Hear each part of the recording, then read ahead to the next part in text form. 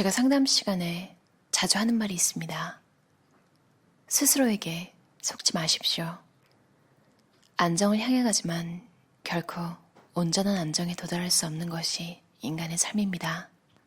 오직 사랑받는 것, 타자들로부터의 관심과 배려, 사랑이 아니면 스스로의 존재에 심각한 타격과 불안정성을 겪는다면 멈추어서 스스로에게 질문을 돌려야 할 때입니다. 남편을 버려야 내가 산다.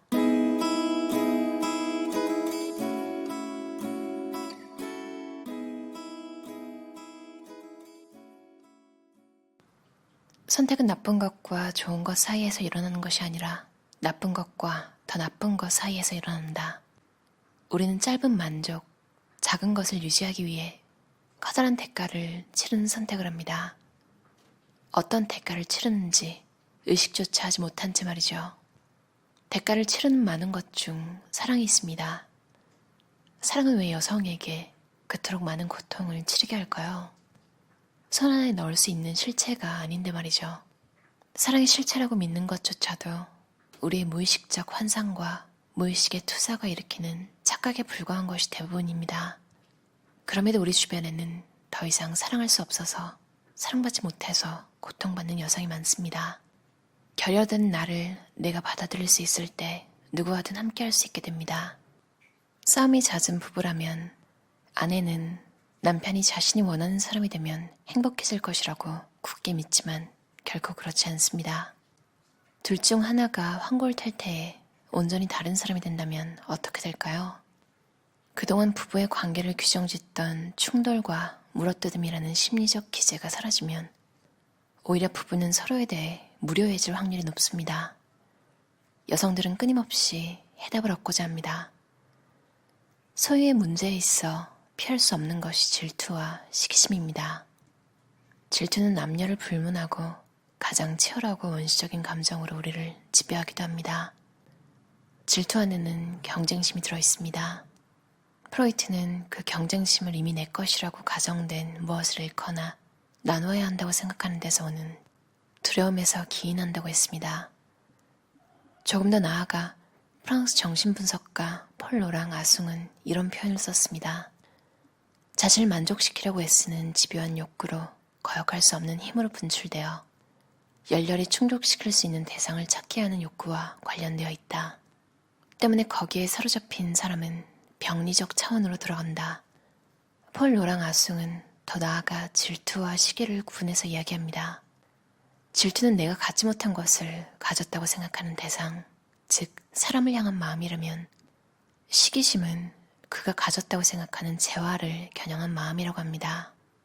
그래서 여성은 남성을 중심으로 한 다른 여성과의 관계에서 집요한 관심과 질투에도 끝없이 노출되지만 남편을 향한 무의식적 경쟁심과 시기심에 갈등을 겪는 일도 많습니다. 내가 쫓고 있는 것은 무엇일까? 사회가 발달하고 문명화될수록 내적인 삶은 오히려 공허해진다. 공허할수록 가학적인 자들의 먹잇감이 늘어날 뿐이다. 이상적 관계는 없다. 이미지에 의존하며 얻는 만족은 진짜 만족이 아니라 상상적 만족이다. 의존하는 관계에서 만족은 없다. 하연 씨도 현규 씨와 마찬가지로 자신에게 집중하거나 자신의 상태를 돌보는 일이 가장 어렵습니다. 타인을 통해서만 나의 이미지와 접촉하고 그 이미지를 통해서만 만족을 경험합니다.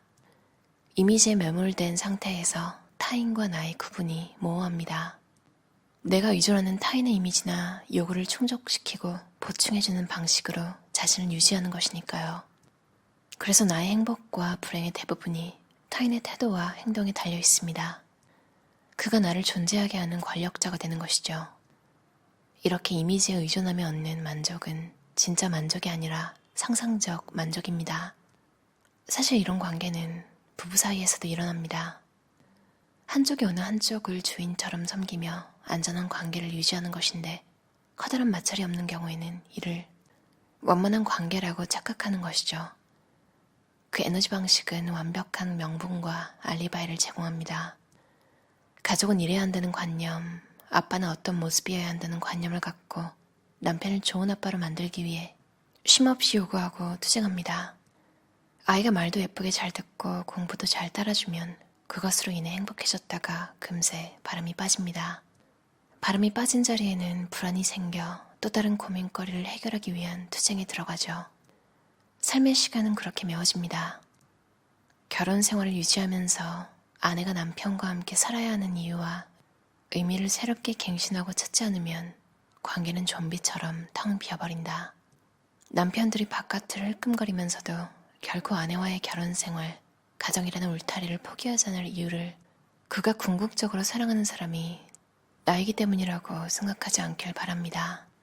그들이 바깥을 흘끔거리면서도 아내를 놓지 못하는 것은 사랑의 차원이기보다 규칙과 질서, 법의 차원에 더 가깝습니다. 여성에 반해 남성은 질서와 법의 지배를 훨씬 강하게 받기 때문이죠. 남성 중에서 사회적으로 원만하고 대인관계도 나무랄 것 없이 좋아 보이지만 단독적인 관계 안에서 도착적인 구조나 현상을 보이는 사람이 생각보다 많습니다. 여성들 중에서도 관계를 지배와 통제로 인식하며 대상을 가지려고 드는 경향이 발견되는 경우도 있죠. 남성은 여성이 묻지도 따지지도 않고 자신을 절대적으로 믿고 의지해주길 바라는 욕구가 있습니다. 어린아이는 엄마나 아빠에게 인정받고 싶어하는 욕구가 있습니다. 남편도 아이처럼 아내로부터 인정받고 싶은 욕구가 있습니다. 그러나 그 욕구를 쉽사리 알아차리지 못합니다. 단지 가장인 나를 믿고 따라와주면 다 잘 될 텐데 토를 단다고 스스로 이해시키고 있을 뿐이죠. 나도 당신에게 인정받고 존중받고 싶어라고 자신의 상태를 말해주길 바라는 것은 여성적이 되라고 하는 또 하나의 요구입니다. 많은 부부들이 서로의 언어를 제대로 해독하지 못합니다. 상대방의 부조리와 단점에 대한 생각으로 생각에 꼬리를 무는 것이 아니라 상대방의 진짜 모습을 생각하는 시간이 필요합니다. 무엇보다 우리가 대화하거나 관계를 맺을 때 많은 이야기를 주고받지만 상대방의 말을 그들이 전달하고자 하는 맥락으로 알아듣고 있는지 생각해 볼 필요가 있습니다. 제가 상담실에서 매일 하는 고민 한 가지도 내가 제대로 듣고 있을까? 내가 이 사람이 말하고자 하는 대로 듣고 있는 걸까 하는 것입니다. 줄 수 없는 것을 대상에게 끝없이 요구하며 좌절하는 일은 쫓고 쫓기는 게임의 판으로 들어가는 일과 다르지 않습니다. 늘 패자의 자리에서 약자의 희열을 반복하고 즐기는 것에 다르지 않습니다. 더 이상 당신이 줄 수 없는 것 따위는 바라지도 요구하지도 않을 때 상대가 오히려 불안해집니다. 그녀가 무엇을 원하고 무엇을 필요로 하는지를 궁금해하고 알려고 듭니다. 절대적인 대상은 그 어디에도 존재하지 않습니다. 그저 나약한 우리들이 있을 뿐이죠. 한 대상에게 모든 것을 건다는 것은 아름다운 일일 수 있으나 그 절대적인 믿음과 의지에 따른 보상과 대가를 그 대상에게 요구하는 것은 또 다른 지옥의 문을 여는 것과 같습니다. 우리가 상상하고 환상하는 사랑의 확인과 보상은 그가 줄 수 있는 것이 아니기 때문입니다. 그래서 때로 여성들은 스스로의 눈을 멀게 합니다. 그를 보지 않는 것이죠. 우리는 사랑에 빠질 때 자신만의 환상을 상대에게 투사하고 그 투사한 상과 사랑에 빠집니다. 환상이 사라지면 나도 사라집니다. 시간이 흐르고 그 환상이 찢어지거나 발해서 그의 모습이 조금씩 입체적으로 드러나기 시작하면 배신감에 몸부림치기도 하죠. 그러나 배신은 그가 아닌 자신에게 당한 것입니다. 그는 원래 그였으니까요. 남들도 다 그렇게 사니까 산다는 식의 태도는 자신의 삶을 가장 홀대하는 태도입니다. 자신이 바라고 꿈꾸는 것을 줄 수 있는 사람과 사랑하겠다는 것은 어린아이 같은 마음이다. 부부로 살면서 상대가 싫은 수만 가지 이유가 발견됩니다. 그가 게을러서 지저분해서 무뚝뚝해서 불성실한 아빠여서 이기적이어서 등 셀 수 없이 묘하고 싫어하는 이유가 생깁니다. 정말 이런 이유로 내가 그를 받아들이지 못하는 것일까요? 그렇지 않습니다. 그가 가진 기질과 조건은 사랑, 애정과는 아무런 상관이 없습니다. 사랑과 애정은 그럼에도 불구하고입니다. 그런 싫어할 만한 많은 이유는 더 이상 사랑하고 싶지 않고 더 이상 허용하고 싶지 않은 내 안의 욕망이 만들어낸 것일 뿐입니다. 우리의 사랑이 끝나는 지점은 흔히 말하는 콩깍지, 내 안의 환상이 더 이상 작동하지 않는 순간에 일어납니다. 그렇다면 애정이 식은 부부, 서로 사랑할 수 없는 부부는 헤어져야 마땅한 것일까요? 내게 필요한 것이 남편인지 특정한 어떤 사람인지도 질문해봐야 합니다. 남편의 자리에 다른 누군가가 필요한지 또는 이 사람이 남편이길 원하는지요. 도무지 끔찍하게 느껴지는 남편이지만 남편이 없는 상태의 나를 견딜 수가 없어서 판단을 못하는 경우도 많이 있습니다. 우리는 왜 남편을 필요로 할까요? 꿈꾸는 남편, 연인이 되어줄 사람을 찾아 그 자리에 넣어보지만 언제나 결핍과 결함은 발생합니다. 내가 이 사람에게 매료된 이유는 시간이 지나면서 잊히고 다른 누군가 그것을 가지고 있을 것 같으면 또 찾아 헤맵니다. 이 반복을 끝낼 수 있을까요? 자신이 바라고 꿈꾸는 것을 줄 수 있는 사람과 사랑하겠다는 것은 어린아이 같은 마음입니다. 이것만 없으면 얼마든지 사랑할 수 있고 다른 모든 것을 극복할 수 있다고 생각하는 것도 사랑하기를 원한다고 말할 수 없습니다. 그것은 극복이 아니라 이미 정해놓은 기준에서만 사랑하겠다는 것이니까요. 사랑은 남편에 대한 환상이 끝나는 지점에서 비로소 시작될 수 있습니다. 환상이 빛이 바랜 그 척박한 폐허 속에서 관계는 시작됩니다. 어떠셨나요? 박우란 저자의 남편을 버려야 내가 산다. 마음의 자립을 시작한 여자를 위한 심리학. 유노북스에서 나왔고요. 제목이 굉장히 강렬하죠. 남편을 버려야 내가 산다. 너무 궁금해서 결제하고 읽었어요. 저자가 한다는 말, 상담 시간에 자주 하는 말이 있습니다. 스스로에게 속지 마십시오. 와, 이게 진짜 책 전반에 걸쳐서 팩트폭력이라고 하잖아요. 팩폭. 진짜 굉장히 많은 케이스들에 대해서 분석적으로 왜 그런지 생각해 볼 수 있는 이야기들이 많아서 흥미롭게 읽었어요. 상담자이자 정신분석가. 저자의 직업이 그래서 아무래도 많은 케이스들을 봤겠죠. 이게 진짜 너무 웃긴 것 같아요. 사람들이 사랑에 빠질 때 보면 자기가 상상하는 이미지와 사랑에 빠지고 점점 알게 되면서 그게 아니라고 느껴지면 배신당했다고 느끼잖아요. 심지어는 그걸 입 밖으로 내서 상대방이 당황스러워하는 경우도 있고요. 저는 언젠가부터 이런 생각이 들더라고요. 희망이 없고 기대가 없는 커플이 잘 살 것 같다. 아니면 항상 받아들임이 잘 되는 성격이 있잖아요. 즐길 거 즐기고 이제 또 만약에 마음이 좀 식을 때는 그래 이럴 수 있지. 이런 건 당연한 거고 이 시기를 또 그냥 살아내는 거지.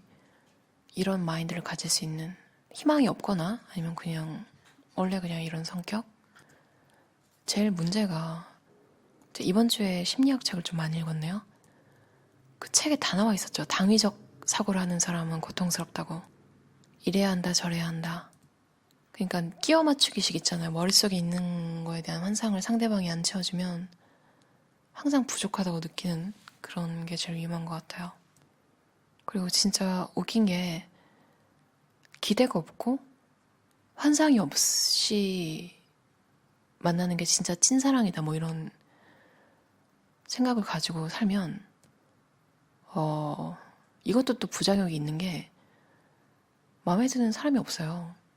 그러니까 뭐랄까 마음에 드는 사람이 없다기보다 그럴 수 있는 사람이 잘 안 보여요. 이게 쉬운 일이 아니잖아요 원래. 특히 어릴수록 더 힘들 텐데요. 그래서 만약 결혼을 해야 되면 한 50에 하는 게 안전하지 않나 이런 생각이 들었어요. 그때쯤이면 너무 또 눈이 높아져 있으려나요? 제가 이런 비슷한 경험을 한 게 제가 중학생 때 이렇게 친구들이랑 가끔 이제 모이잖아요. 초등학교 때는 시내를 나간 적이 없었는데 중학생 때는 좀 시내 같은 데서 버스 타고 이렇게 만났던 것 같아요. 근데 제가 사고 싶은 옷이 있었어요. 어떤 건지 저는 항상 정확하게 갖고 싶은 게 있었어요. 근데 어느 순간 버스를 타고 혼자 가고 싶은 거예요. 혼자 가서 옷 같은 건 내가 사고 이제 쇼핑이나 뭐든 친구가 딱히 없어도 되는 것은 혼자 하겠다. 친구를 만날 때는 나는 친구한테만 집중할 거야. 친구의 이야기를 들을 거고, 그런 다짐을 한 순간도 기억나요. 버스 안에서. 그러니까 막 여러분도 좀 살면서 생각나는 중요한 모멘트라고 할까? 그런 게 있잖아요. 그게 저는 그거였는데, 어떻게 보면 되게 멋있는 생각이잖아요. 현실이 또 그렇지가 않은 게, 진짜 친구를 너무 사랑해서 친구와 정말 서로 집중해서 만나고 싶은 그런 순간이 생각보다 되게 드문 거예요. 나를 그렇게 찾는 사람 있는 것도 아니고. 그리고 제가 뭔가를 같이 하면서 우정이 돈독해지는 이런 걸 간과한 거죠. 그래서 부작용으로 친구를 많이 못 만들었어요. 진짜 웃긴 게 그 마음을 먹기 전에 사귄 친구들이 아직 그나마 연락이 좀 되고, 그 후로부터 알게 된 사람들은 친구라고 부를 수 있을 만한 관계를 못 만들었어요. 나름 친구한테 집중해서, 그러니까 더 몰입해서 잘하려고 마음 먹은 후로 사실은 그렇게 우정을 나눌 만한 사람이 인생에서 한두 명 만나도 되게 대단한 거라는 걸 몰랐던 거죠, 그때는. 그 후로도 계속 혼자 많이 했는데, 영화관도 혼자 가고, 밥도 혼자 먹고, 다 잘했어요. 근데 그게 좋냐 하면 잘 모르겠어요. 근데 이 책에서도, 그러니까 환상이 끝나는 지점에서 바로 시작될 수 있다고 하잖아요, 사랑이. 많은 사람들이 이런 걸 두려워하지 않을까, 이런 생각이 들어요. 요즘은 다 관계가 너무 다 가볍잖아요. 이거 기간의 문제가 아니라 오래 만났어도 가벼운 관계가 있고, 생각보다 사람들이 인간관계의 실체? 그런 걸 보고 싶어 할까? 이런 의문이 들더라고요. 스스로에게 속지 마십시오. 이 말로 상담을 시작한다는 건 얼마나 많은 사람들이 자신의 감정을 속이면서 살면 저렇게 시작을 하나, 이런 생각이 들더라고요. 그리고 또 느끼는 거는, 내 자신을 속이는 게 나쁜가? 이런 질문을 또 던져보면 모르겠어요. 약간 좀 가벼운 일본 책들이, 인간관계에 대한 일본 책들은 깊게 생각하지 마라. 생각이 많은 당신에게 생각을 깊이 하지 마십시오. 그런 의도가 아니었을 것입니다. 이런 내용도 많잖아요. 근데 이 책은 제대로 생각해보라고 해서, 어떻게 보면 와, 이건 진짜 누군가는 이걸로 큰 결심을 할 수도 있겠다, 이런 생각이 들었어요. 그리고 이 말이 너무 무서운 거예요. 싸우던 부부가, 그러니까 한 명이 뭔가 잘못해서 계속 싸우던 부부가 그 한 명이 개과천선하면 오히려 그 부부는 서로에 대해서 무료해질 확률이 높다고 하잖아요. 건강하게 살려면 정말 정신 차리고 나만의 기준을 세워야겠다, 이 생각이 드는 책이었어요. 그러니까 남편이 바람 피면 그래도 이혼 안 하는 이유가, 이제 본처가 생각하는 게 그래도 궁극적으로는 나를 사랑하기 때문이지, 이게 아니라 그냥 규율을 깨기 싫고 그냥 관계를 바꾸기 싫어서 규칙과 질서의 차원에 더 가깝다는 말에 와, 소름 돋았어요. 결혼작곡 이혼작사의 그 신원장 신유신 씨 생각 확 나지 않나요? 이 글을 보고 나니까 사피영 씨가 더 잘 헤어졌다 생각이 들었어요. 아무튼 쓸데없는 소리를 길게 했네요. 그럼 오늘도 들어주셔서 감사합니다. 편안한 저녁 시간 보내세요.